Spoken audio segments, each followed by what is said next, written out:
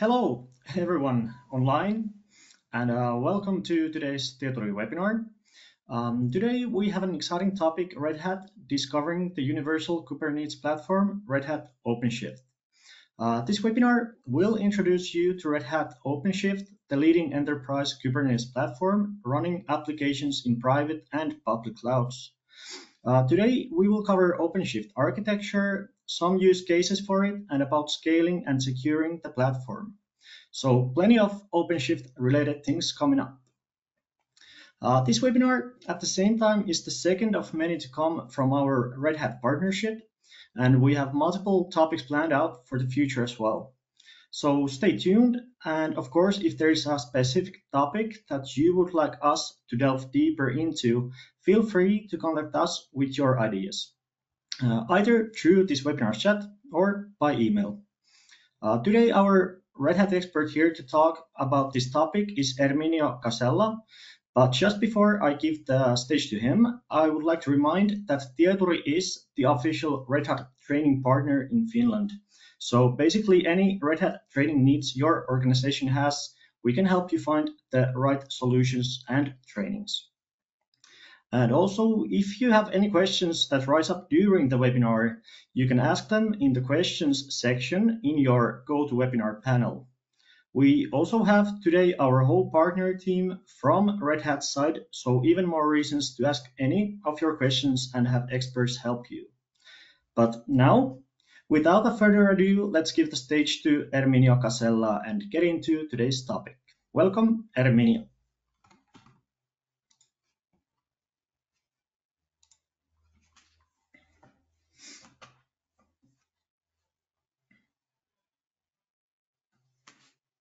Okay, so welcome everybody. Thank you for joining this webinar. I'm just resetting myself. Let's move on. So this is what we're going to cover today. We have a busy outline. We will start with a short demo. We'll likely finish up with a short demo, and we'll try to present the different parts of OpenShift. So for the demo setup, something that you can replicate by yourself, there are two different options free for you to use and very fastly available. One is the developer sandbox and the other one is the interactive labs. The developer sandbox, if you go in here to this link, which I highlighted in here, okay, you can register. And once you register, you get, well, something similar to it. I launch my demo. I'm in here inside the hybrid cloud console, which is a way of basically, let's say it's a customer portal. This is my customer portal. And here I have three choices. I'm not going to choose this time the OpenShift AI, which is a flavor of OpenShift. I will choose the regular OpenShift. By choosing the regular OpenShift, I will end up, I guess I need to start it again, inside my Red Hat OpenShift. It's a managed cloud service, so there are some limitations, but ready to go is available for you for, I think it's 60 days, either, yeah, it should be 60 days. Second options is what I presented in here. Well, it's loading, yeah, which is, so this is option number one, developers. The option number two is in reality a lab. And let me do the connection to the dev sandbox. The lab is a playground. It is available for about 30 minutes. It has bigger rise compared to the developer sandbox, but you can see that it's very short in terms of durations. That basically means it gives you a little bit better flavor compared to the limitation that you have in the other one. But in the end, I have the terminal here and I have the web console. And well, we can use this one to not to lose time. Yeah, okay, still loading. Yes, let me see. My developer sandbox is up and running. Almost. A little bit slow. Don't know why. I have an idea why I didn't reboot. Okay, let's go to something else by those guys. They catch up to date. The latest version is 4.17. This is the official documentation. It was released very recently. So when one of these tools comes back up, you should see basically this version also available in here. And doesn't look like got a lot of luck today. Yeah, I need to connect in here. Okay. No, there is the admin should be save. This is my console for the interactive labs, right? Yes. Okay, so finally we're making it, but I don't want to waste valuable time, so let's go back while this guy loads up.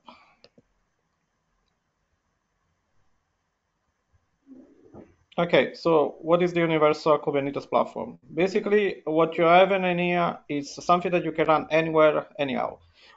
If you come to computing, maybe, or for softwares, for manipulation of hardware, you might remember something that's called HAL, HAL, hardware abstraction layer. Imagine like your OpenShift is your run any load anywhere. That basically takes you to the hybrid cloud. We can create this cloud anywhere. There is plentiful of modules of application that we can interact with for the goals of basically of offering a universal platform for running applications. So how these things start, of course, with an architecture, with the really horizontal architectures, where we have unified the operating system plus the load running inside these things, which is basically our OpenShift in our case. And apart from these unified architectures, we have operations, we have management and automation of these horizontal layers, which should take us basically to the availability or the fast availability in any place, in any location, of development tools and in basically of the applications.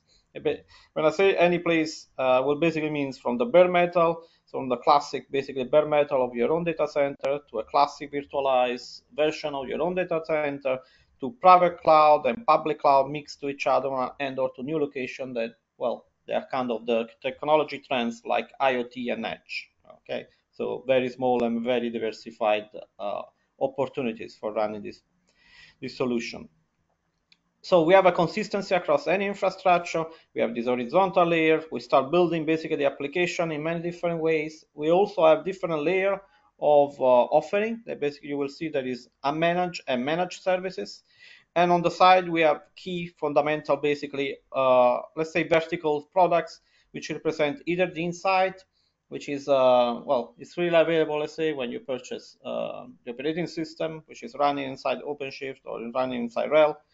And then on top of this, basically software as a service products, which is Insight, we have other two important blocks. They are for us the cluster management for Kubernetes and the cluster security for Kubernetes. Okay, there is an overview of what is Insight. It's available SaaS for Ansible, for RHEL, and for OpenShift. Okay, a lot of good stuff in there. Always accessible from console.redhat.com. Okay, so if our OpenShift allows us basically to fulfill the center circle, we really care about, or it's really important that this center circle is both managed and automated. And there we have a tighter integration with the AAP. You can use something else, of course, but basically automation is a key part of this journey. Just like management becomes a key part of this journey when you start replicating and multiplying basically the clusters, many clusters in many different places. And we go back to a product which we call ACM, which we will also discuss during this webinar. So architecture. Okay, you're probably familiar with virtual machines. You know that virtual machines have become now, let's say, less popular compared to the past because containers have grown up in replacement in many cases, or in some cases, will they still coexist, these two forms of virtualizations. The key parts in here is that, of course, there is no virtualized hardware, and basically you remove some layers when you run in the containers. Now, Kubernetes has become the default for containerized management platform, or a CaaS. And like you will see now, OpenShift is nothing more than an enterprise version of Kubernetes. There are a lot of different, let's say, projects. They are added on by default. They basically create the bundles that we call OpenShift. But at the core, it's still a Kubernetes release. So we have CRI, we have CNI, we have all the acronyms that you're probably already familiar with if you ever interacted with the Kubernetes world. And you will see also that a lot of the APIs, the underneath APIs, are still the same. Okay. We also have a very powerful web UI, which I hope we will be able to see very shortly. And this is, of course, one of the many differences with Kubernetes. Okay, if you look at this hashtag, okay, this hashtag is what normally you would have to take care by yourself. If you were running basically a Kubernetes, a standard flavor Kubernetes. Of course, yes, we have CaaS and PSSS, Platform as a Service, Container as a Service, but in the end, for whatever is the Ops and DevOps, for the lifecycle management, for a lot of networking and storage, let's say diversity of plugins, for whatever is cluster services, for developer productivity, and for everything related to monitoring operations, you will be by yourself. You will be choosing, you will be integrating basically this part by yourself. Okay, the key difference is that, and there is a different slide showing this part. When we move to OpenShift, basically these parts are already in there, and you can still customize them and change them in many cases through additional operators or basically validated partner solutions. Another key concept I wanted to bring it up in here, because of course everybody wants to run things securely. There is of course a lot of security options inside Kubernetes / OpenShift, but there are additional ones that we can add, and let's take us to this new product on the shift left that is advanced security management for Kubernetes that we'll discuss a bit later on. So in a standard, let's say Kubernetes / OpenShift, yes, we have some isolation between container. We have networking and also, well, potentially storage isolation, depending how we set it up. We have observability. We have basically a lot of different ways of blocking or technology for container security. You see in here from SE Linux, which is part, of course, of our version, our flavors. So it's part of RHEL, for example. To network security, things like service meshing, network policies, or even Multus, which is basically running multiple interfaces on containers, to compartmentalizations and other standard things like RBAC and then again namespaces. All of these things that can help you with security. Of course, they are part of the enterprise enterprise distribution of Kubernetes. So OpenShift. But in many of these ones, they are core Kubernetes concepts, so you will find them also in a regular Kubernetes distro. So let's go back to discuss about on-prem and on public cloud. Just for curiosity, yeah, this is our OpenShift dedicated. So this guy came up. So these are the multiple sections. If you've never seen it before, there are two main sections in here: administrator and developers. Quick overview: operators, which is the key ways of basically interacting with the platform. Let's call it platform for now. Workload, which includes all the pods. If it opens up, okay, these are the installed operator. I can add a lot more. The workload is for the pod sections. You see pod, deployment configs. It will set different kind of basically pod that I can run, plus config map and secrets for managing things. There are things like configuration or secret for password. Something related to crons and other things, right? Replica set, replication controller. All these things are part, of course, you find them also in the standard Kubernetes, things like HPA or horizontal pod autoscaler. Virtualization is related to virtual machine, and we discussed about this later. So we can run virtual machine inside OpenShift. Serverless is another way of consuming, where we're using another product that is called Knative for exposing basically the platform, as a server, as a service. And so and it is mostly from a development point of view. And networking, the fundamental networking area, services, routes, ingress, network policies, and NAT or network attachment definition. They are important when you want to add additional interfaces. Storage sections, the volumes, the classes, the snapshot and the snapshot classes. Area for building up basically application, and something related to pipeline and pipeline automation, CDCI, user management, administrations. I'm going really fast, but of course, hopefully we will go back onto this one at the end of the webinar. Developer point of view, you see topology, observation, and search for whatever is already running. You can functions, so coding as a functions, and build up. Of course, similar section to what all administrators have visibility on, but it's purely for developers. We can create our own build configs. There are many ways of putting application inside OpenShift. Pipeline, CD, CI. Helm for packaging is basically for packaging multiple application and making sure they are running, let's say, as a bundles inside the OpenShift. And again, it's another standard open source project. And project management from the point of view, and again, exposure to config maps and secrets. These are defaults or GUI defaults. which you can still change. Okay, let's go back and discuss a bit about on-prem and on public cloud. So going back to on-prem, we care really about infrastructure as a way of supporting application and deploying and running applications. So in the end, this is the journey that we wanna run. We have a cloud native, we have non-cloud native, so we have VM, we have a bunch of different basically runtime and framework that we wanna run inside basically our platform. So it's not only Java, even if Red Hat has a long history of Java interaction, let's say, which goes back to this one that we started seeing a little bit before, but now we have our OpenShift layer on top. On the bottom is wherever we want to run it. And in here we have basically our blocks, or these are acronym defining some blocks of softwares, from the data services to the automation, to the runtime, to the integration, to the core ready. So imagine like this is middleware, front end, back ends. And some of these one, they are bundles, they are officially supported. I mean, this acronym, they match some bundles, they are officially supported by Red Hat. There are other ones, they are coming from, let's say, from partners, so they're still available for deployments inside basically your platforms.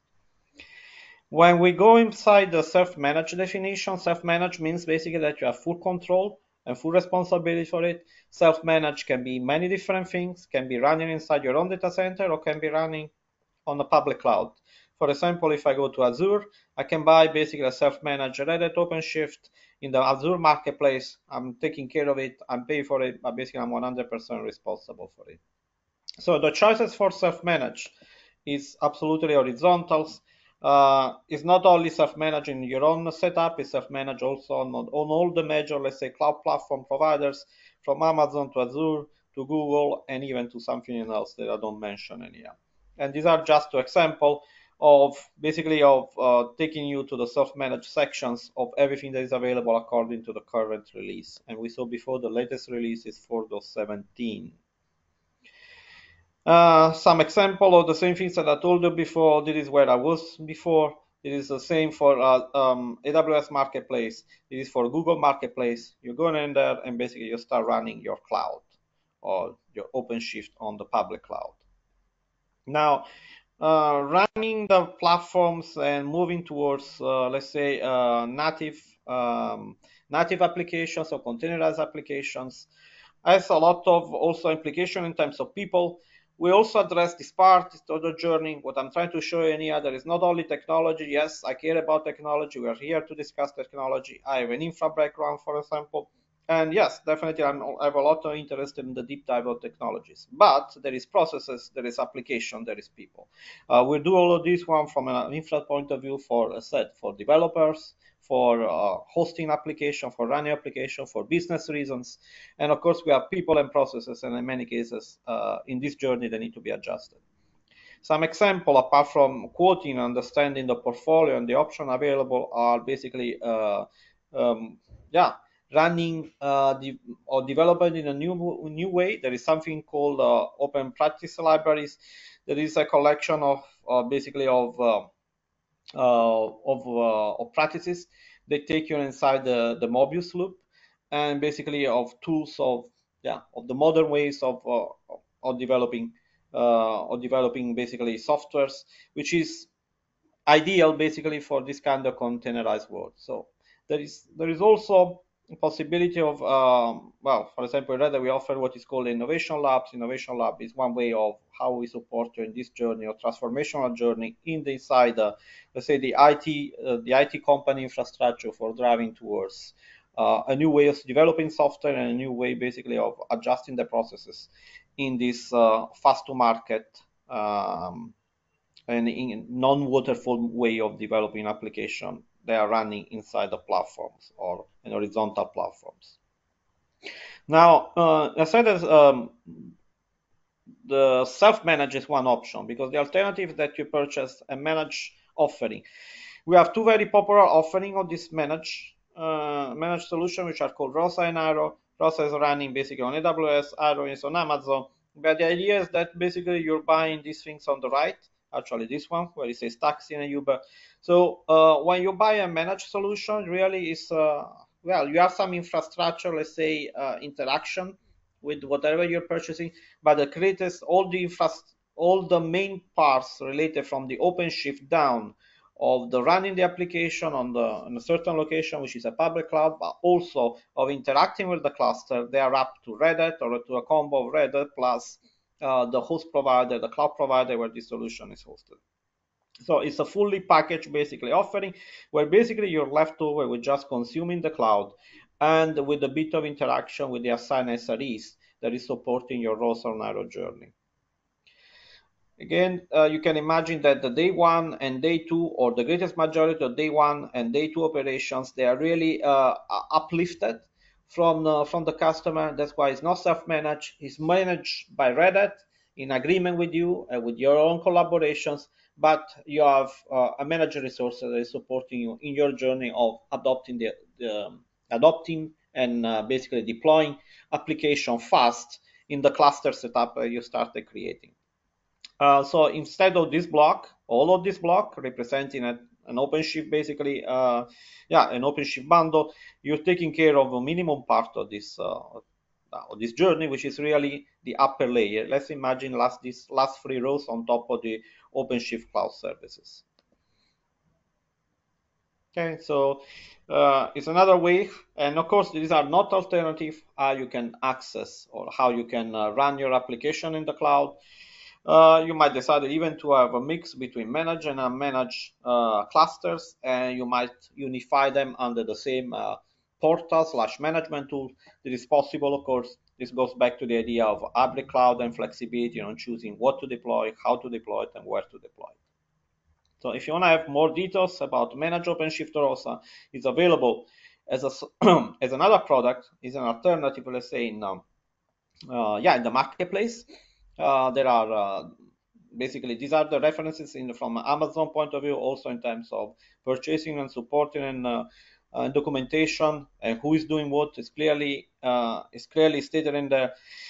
If you're familiar with the CLI, with the let's say with the CLI or Kubernetes or the OpenShift, the equivalent is OC something, which is a little bit higher, wider, because we have, let's say, by default more API than a standard Kubernetes. But if you are basically familiar with that, there is also a dedicated CLI for the management of ROSA clusters, just like there is a dedicated CLI for the management of Arrow clusters. And the same setup, or the same idea basically applies to a managed setup running in this case on Azure. We are on an Azure, or we are inside an Azure combination of Red Hat plus Microsoft, and we can decide to purchase this Arrow, this Azure basically Red Hat managed OpenShift solutions. There is the CLI AZ Arrow. If you want to have a walkthrough, which is basically a flavor of this managed cloud service, is also available. I have some link in here, but basically, if you go in here, you go to the getting started, or to the one or the other one, you will have a flavor of these managed services. Now, I want to go back to the fundamentals, and that's why this section was called CaaS, IaaS, and AI. So all these different parts that represent the Kubernetes, or better, an enterprise Kubernetes, our OpenShift. You might recognize the SED, the Kubernetes service, the infra service, the OpenShift service, or of course the one that we added on top. The router is very similar or alternative to an ingress. The registry, this is for monitoring, just like this guy. And of course, you have a lot of plugin related to an option related to DNS, to networking, to storage, and so on. And at the end, we have a bunch of applications running on our nodes, our worker nodes. So this is my master, this is my infra, this is my workers. Okay, standard, let's say Kubernetes/OpenShift setup, where I have some services on the master, other services running on the infra nodes, and the remaining parts, including the application running on the worker nodes. But, like I said, if you're thinking about OpenShift as just a container provider or a container management solution, you're wrong. Because years ago, we released basically OpenShift virtualizations, and that's becoming increasingly popular. OpenShift virtualization is based on something which is basically called KubeVirt, and this we represented. And it's a way of running basically VMs inside of the container. So we have containerized the VM, if you want to say, but it's running natively now as a VM/container inside basically our OpenShift, and it's running side to side with other containers. So all the different options that you can imagine that belongs to a VM, They are still in there. We have the templates. We have to deploy an operating system. We have drivers that take us to the management of storage, networking, CPU, RAMs. We also have normally multiple interfaces and virtualized driver. All of these things, they are still in there, but externally, KubeVirs represent now the VM inside a pod, and the pod, of course, is a container. Now, all of these projects, which is basically is another open source block, was integrated inside Kubernetes. I mean, the Kubernetes OpenShift a few years ago, like I said, is now a well-established part of our products. That basically means that we are back in the infrastructure as a service. We start with a container as a service, or even a software as a service, managed solution. We're now back to infrastructure as a service. We are back to a unified platform, learning, as said, anything, anywhere, in any way you might decide. And the technical details have not changed.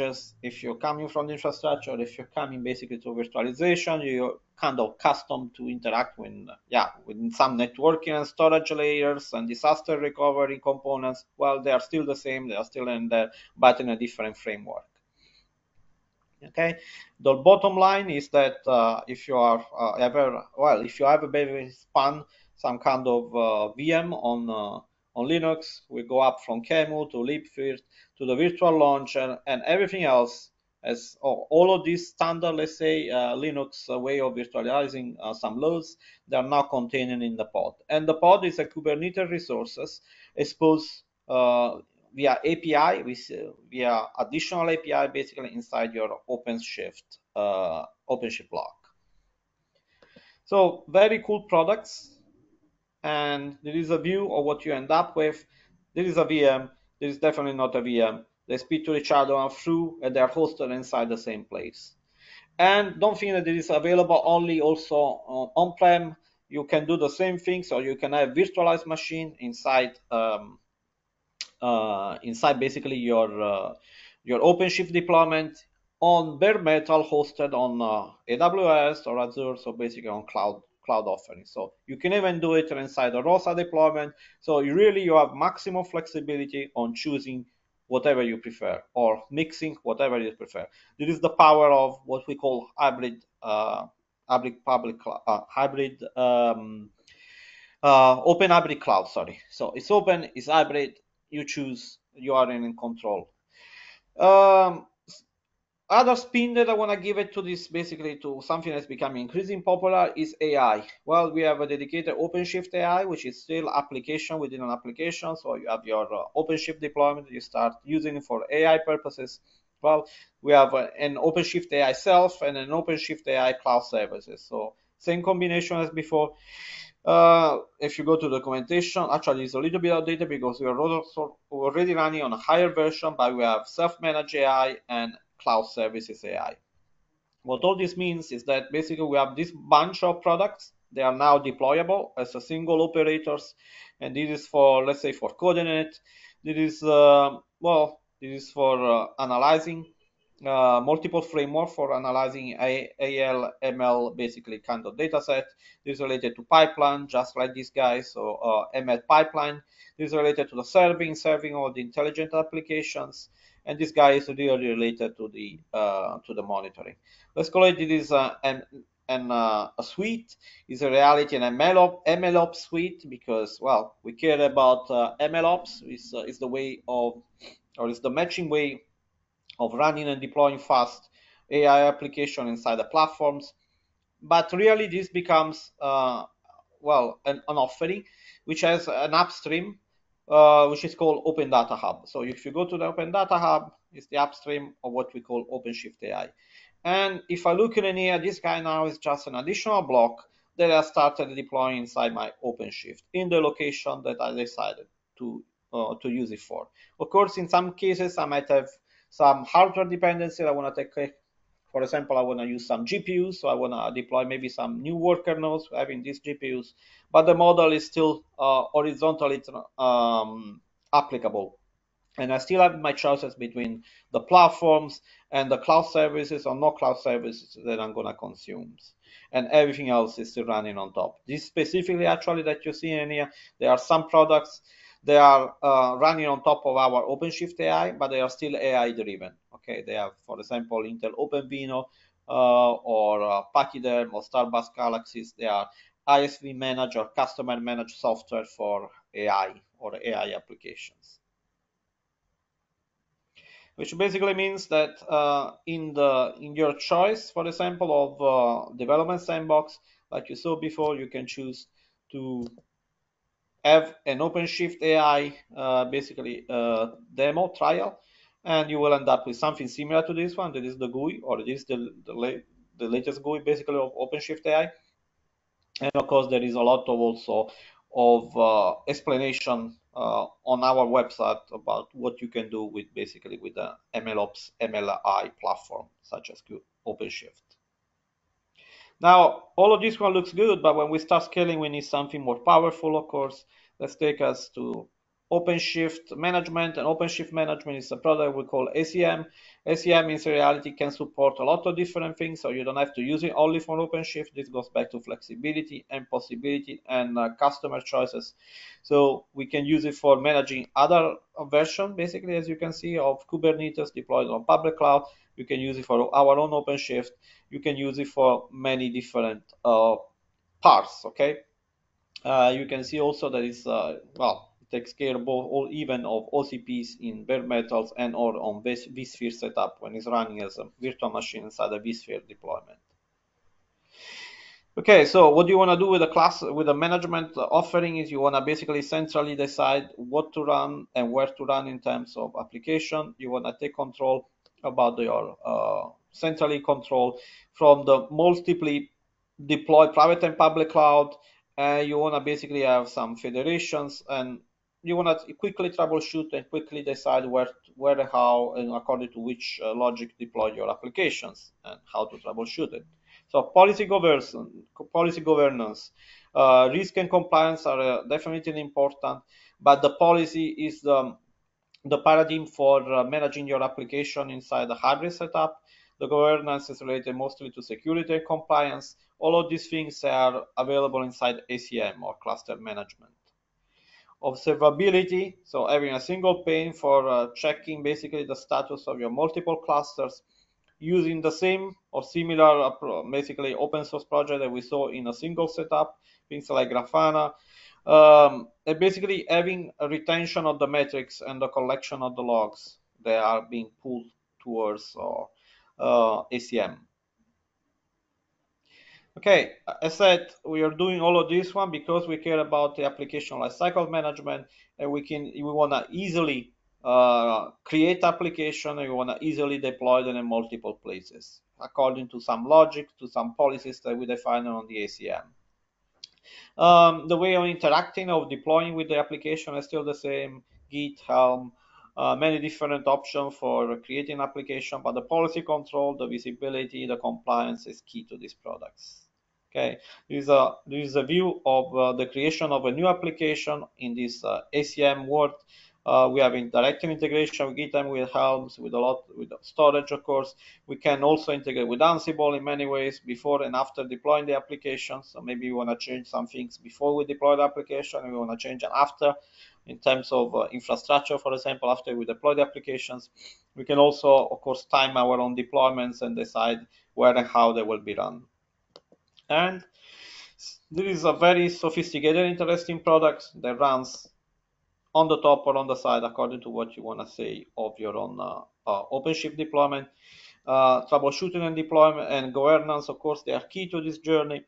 This product allows you also to fulfill certain basically certain standards, including the NIST, or this standard coming from the NIST. All of these things can be happening. Well, there is an example of our OpenShift Cluster Hub. Our OpenShift Cluster Hub is interacting with one of managed, actually probably many managed clusters. Of course, it speaks to our GitHub, and as like you saw before, it might speak also to an Ansible automation platform or to an Ansible basically setup in order to perform additional changes before and after from the infrastructure point of view, from the security, from the networking, from the storage, from anything else that basically is not represented by the left block of the nodes, of the clusters, and basically the management of the hub. Like I said, security is not just something that is built inside an enterprise Kubernetes distribution. We also have a product that takes you to the shift left to security, which is called ACS. So we are here in the domain basically of the DevSecOps. DevSecOps, and we should go back, basically means you start securing your application from the building, from the sources to the registry, to when this coding becomes container, and being basically the codes end up in new containers or a new version of containers that later on you're gonna deploy inside the platform as pipelines. You're gonna run it in the pipelines. So we are in the domain of the DevSecOps, and DevSecOps is a shift left. That basically means you don't want to run security only on the right, only inside the platform, only when it reaches a pod and when it's already running in the platform. You want to start it from the coding. You want to move it basically to the image creation coming from the coding. You want to move it to the container where you're going to store it. And finally, you want to have your own security. You want to have your security checks inside your pod/platforms or OpenShift. So building, deploying, and running is the goal of advanced cluster security. Again, it is a product as a story that is totally independent from OpenShift.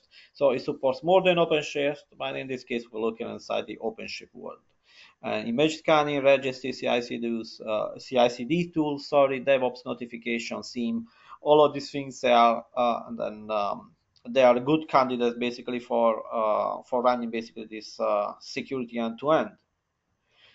So use cases, visibility, vulnerability management, risk profiling, compliance again, but then from a different and deeper point of view, probably to what we were capable to do only with the management platform or only inside the platform itself.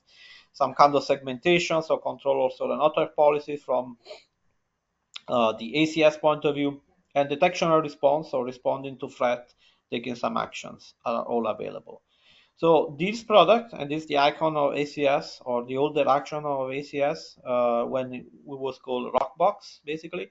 But all the blues or cyan blocks are what they represent basically the DevSecOps world. Vulnerability analysis, config analysis, CI/CD integrations, from the detection, the protection. We want to protect your images.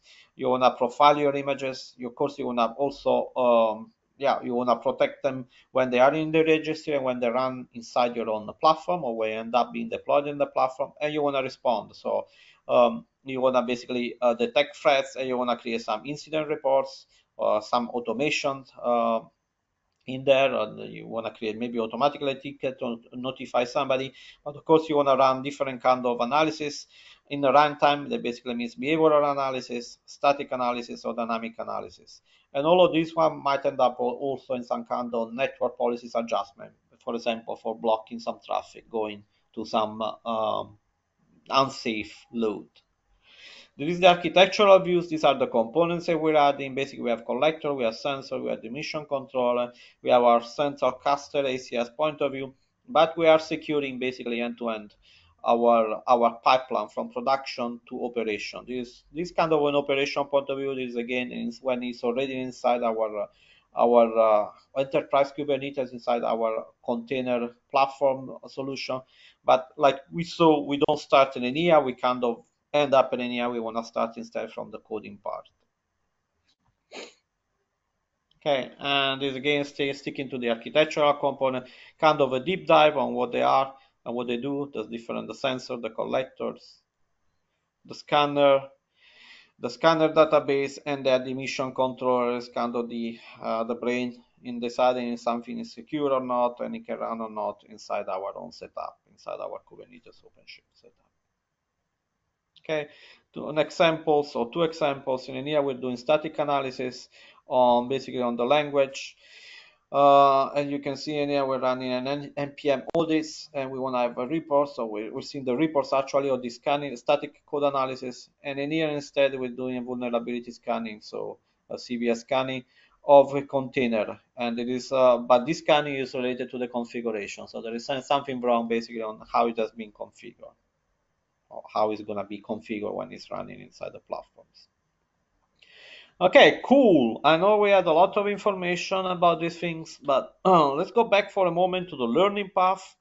The biggest problem or the advantage of this OpenShift, as you saw, is everywhere, and it has a lot of different components. It basically means we have a lot of options for learning and training here. We have definitely administration and developer path.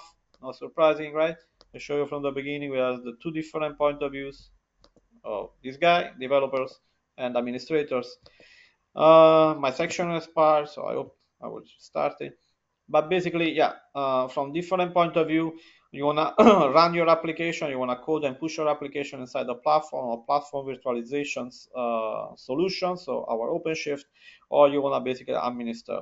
In case, like we saw before, you're not running probably some managed services where you have a much lower interaction with the platforms. You're consuming the platforms. You have advanced administrator skill path, where we teach you things like API, we teach you things like, again, virtualizations, we teach you some advanced topics related to OpenShift, or we go over installation, or we go over things like SSO, or single sign-on. And in case you have a bigger, the most advanced bundle, basically of OpenShift, which we call OpenShift Plus, Platform Plus, we can teach you ACM and CaaS, which I displayed you before, and this is actually a block where we are now in the quick development, so very soon we will be split into different classes. There are coded in here, 430, 432s, and we have our storage. Okay, storage is part of this bundle when you purchase the bundle. I didn't really focus on the storage for lack of time, but there is something that we call OpenShift Data Foundation, which, if you're familiar with Ceph as the core, is basically a storage. It's a storage as a service solution for cloud, for public cloud. If instead you have decided to undertake your cloud services journey with the OpenShift Cloud Service, so AWS and Arrow, we also have some learning blocks related to the consumption of this, basically of auto interaction with AWS and to Azure of OpenShift, basically, in this cloud service world. And yeah, I will just show you a couple more things, and I will give the word to my Tieturi colleagues. So going back to Nenia, this you can see in here, these are secrets. What did I wanted to show you? Oh yes, this guy, sorry. So I should be, no, it's still recalibrating. So before I forget, that's the important things. Let me go back in here, let me go back. In here you can see I have cluster management, I have Abre console. I want to give you a quick view of cluster management. It's loading. Let me see if I can open to save time. Also my Abre console cloud. And actually, if you're not as careful, there is another option, which is dev spaces, which we didn't discuss, and my OpenShift AI flavor of Red Hat OpenShift in dev platforms. So the hybrid console, imagine it's like a portal where I can see all my products in here. So if I have my multiple cluster there in here, but also if I start using or purchasing or deploying ACS, I will find it in here. And basically it's my portal access. Now there is my name in here, and of course it displays multiple options. I'm not really using all of them, and I care about, in this moment, that I care about hybrid console cloud, which should be this guy, yes, and it's still loading, but you get the idea. So it's a nice unified way where I have access to all of my products and they are tightly integrated. Look at the beauty in here. For example, I have ACS on the side of OpenShift AI, just because I have access to both. And of course, I have a dashboard that is representing all my different clusters. If I had purchased or if I had access to ACM, it will be listed here in the product list. So this is my overview section of whatever I'm doing. There is my product sections. These are my resources. And look at here, I also have access from here to my development sandbox, so I can go back to my development sandbox and I have some learning resources and or some downloads for whatever kind of access I have from the product point of view. So these are some documentation or sometimes some quick start, some tutorials, and in the downloads I can download basically all the different major software components for interacting with these products. And you can see there is a lot of nice CLI, including the roles that I discussed before, the OCM for OpenShift cluster management, the OC, the classic CLI or OpenShift, And well, it is cool, right? Okay, so I think I want to give my the microphone back for the final words to Tieturi. So I will go in closing my money microphone.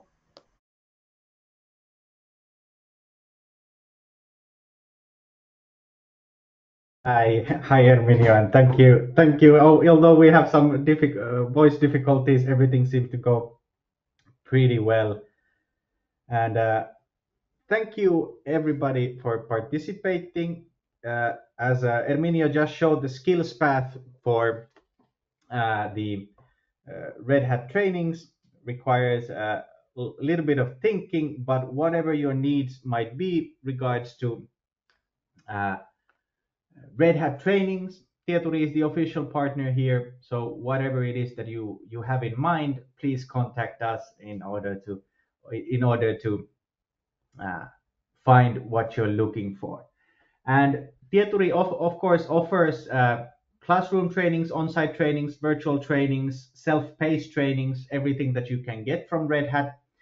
And Red Hat Learning subscription is also available, so please free to check that out as well. That is also available.